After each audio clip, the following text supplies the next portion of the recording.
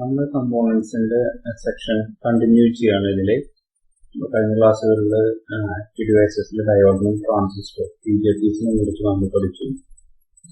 ഇനി അത് കഴിഞ്ഞപ്പോൾ നമുക്ക് ഇനി പഠിക്കാൻ ഞാൻ പറഞ്ഞു FETയുടെ സൈഡാണ് ക്ലാസ്സിലേക്ക് ഇത് പഠിക്കാനുള്ളത്. അപ്പോൾ FET മോസ്ഫെറ്റും അതേക്കുറിച്ചാണ് നമ്മൾ ഇന്നത്തെ ക്ലാസ്സുകളിൽ നമ്മൾ പഠിക്കുന്നത്. അപ്പോൾ അതിൽ ആദ്യം FETയുടെ സിമ്പല് വരച്ചിട്ടിട്ടുണ്ട്. നമ്മൾ ഇത് പ്രകാരം ഏറോ മാർക്ക് എപ്പോഴും കിടക്കുന്നത് ഗേറ്റിലാണ്. നമ്മൾ മനസ്സിലാക്കണം ഏറോ മാർക്ക് സൂചിപ്പിക്കുന്നത് കറണ്ട് ഫ്ലോന്റെ ഡയറക്ഷനാണ്. പിന്നെ ഇവിടെ സോഴ്സ്, ഡ്രെയിൻ, ഗേറ്റ് അങ്ങനെ 3 ടെർമിനൽസ് ആണ് FETക്ക് ഉള്ളത്. FET ഒരു യൂണിപോളാർ ഡിവൈസ് ആണ് എന്ന് വെച്ച് കഴിഞ്ഞിട്ടുണ്ടെങ്കിൽ FETയിലുള്ള കറണ്ട് ഫ്ലോ നടക്കുന്നത് മെജോറിറ്റി ഏതാണോ അതിന്റെ പ്രവർത്തനം മൂലം മാത്രമാണ് എന്നാണ് സൂചിപ്പിക്കുന്നത്. പക്ഷെ ഒരു BJT ബൈപോളാർ ഡിവൈസസ് ആയിട്ടുള്ള BJT NP ട്രാൻസിസ്റ്റർ ഒക്കെ കറണ്ട് ഫ്ലോ നടക്കുന്നത് പോളും ഇലക്ട്രോണും ചേർന്നാണ്. മെജോറിറ്റി മൈനോറിറ്റി എന്നുള്ള 2 കൺസെപ്റ്റും കൂടി ചേർന്നുകൊണ്ടാണ്. പിന്നെ ഇവിടുത്തെ ഒരു പ്രത്യേകത എന്താണെന്ന് വെച്ചിട്ടുണ്ടെങ്കിൽ സോഴ്സും ഡ്രെയിനും എപ്പോഴും നമ്മൾ ഒരേ ടൈപ്പ് ഫീൽഡിലായിട്ട് കണക്ട് ആയിരിക്കും. സോഴ്സിൽ നിന്ന് കാരിയേഴ്സിനെ എമിറ്റ് ചെയ്യും, ഡ്രെയിനിലാണെന്ന് വെച്ചിട്ടുണ്ടെങ്കിൽ കാരിയേഴ്സിനെ കളക്ട് ചെയ്യും. പിന്നെ ആ പോകുന്ന സോഴ്സും ഡ്രെയിനും വഴിയുള്ള ആ ഒരു കണക്ഷൻ ബാർ അതിന്റെ ഏകദേശം മിഡിലായിട്ട് 2 സൈഡിലായിട്ട് നമ്മൾ ഒരു ഗേറ്റ് ഫിക്സ് ചെയ്തിട്ടുണ്ട്. ഗേറ്റിന്റെ പരിപാടി തന്നെ വെച്ചാൽ ഗേറ്റിൽ ഒരു വോൾട്ടേജ് കൊടുത്തു കഴിഞ്ഞിട്ടുണ്ടെങ്കിൽ അത് ഈ സോഴ്സിൽ നിന്ന് ഡ്രെയിനിലോട്ട് ഇലക്ട്രോൺസ് ഫ്ലോ ചെയ്യുന്നത് എപ്പോഴും ഗേറ്റിന്റെ ഇടയ്ക്ക് 2 ഗേറ്റുകൾ ഉണ്ടായിരിക്കും. ഇതിന്റെ സ്ട്രക്ചറിൽ 2 ഗേറ്റിന്റെ ഇടയിൽ കൂടെയാണ് കാരിയേഴ്സ് സോഴ്സിൽ നിന്ന് ഡ്രെയിനിലോട്ട് കടക്കുക. അപ്പൊ ആ ഗേറ്റുകൾക്ക് ഇടയ്ക്കുള്ള സ്ഥലത്തിന് നമ്മൾ ചാനൽ എന്നാ പറയാം. അതായത് നമ്മൾ ഈ വെള്ളം ഒരു ചാടി കൂടെ ഒഴുകുകയാണെന്ന് വെച്ച് കഴിഞ്ഞിട്ടുണ്ടെങ്കിൽ അതൊരു ചാനലായിട്ട് പോണ മാതിരി തന്നെയാണ് ഇവിടെ സൂചിപ്പിക്കുന്നത്. പക്ഷെ ഈ ചാലിന്റെ 2 സൈഡിലും ഗേറ്റിന്റെ ടെർമിനൽസ് ഫിക്സ് ചെയ്തിരിക്കുന്നു. അതിലേക്ക് ഒരു വോൾട്ടേജ് കൊടുത്തിട്ടുണ്ടെങ്കിൽ ഈ ചാനലിന്റെ ഉള്ളിൽ ഒരു ഇലക്ട്രിക്കൽ ഫീൽഡ് ഉണ്ടാക്കും. ഈ ഇലക്ട്രിക്കൽ ഫീൽഡ് ഈ ഇലക്ട്രോൺസിന്റെ ഫ്ലോവിനെ തടസ്സപ്പെടുത്തും. അതുവഴി നമുക്ക് ഇലക്ട്രോണിന്റെ ഫ്ലോവിനെ നമ്മൾ കൺട്രോൾ ചെയ്യാൻ കഴിഞ്ഞു കഴിഞ്ഞിട്ടുണ്ടെങ്കിൽ കറണ്ടിനെ നമുക്ക് കൺട്രോൾ ചെയ്യാൻ കഴിയും.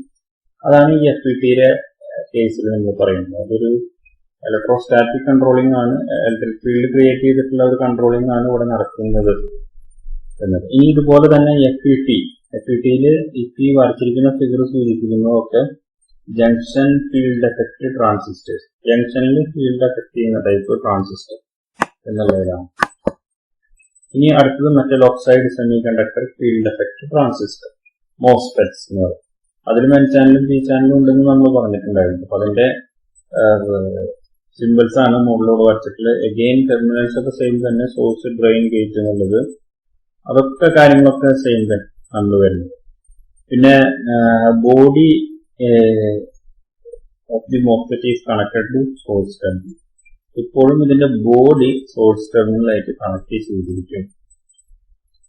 ഒരു നമ്മൾ channel N channel P channel മോസ്ഫെറ്റുകൾ എന്നൊക്കെ നമ്മൾ തരംതിരിക്കുകയാണെന്നുണ്ടെങ്കിൽ ഒരു N ചാനലാണെങ്കിൽ ചാനല് N ആണെന്നുണ്ടെങ്കിൽ നമ്മളെപ്പോഴും സോഴ്സും ഡ്രെയിനും നമ്മൾ സൂചിപ്പിക്കുകയാണെന്ന് വെച്ചാൽ N ചാനൽ. ഒരു N ചാനൽ മോസ്ഫെറ്റിന്റെ കേസിൽ സോഴ്സും ഡ്രെയിനും N തന്നെയായിരിക്കും. അതുപോലെ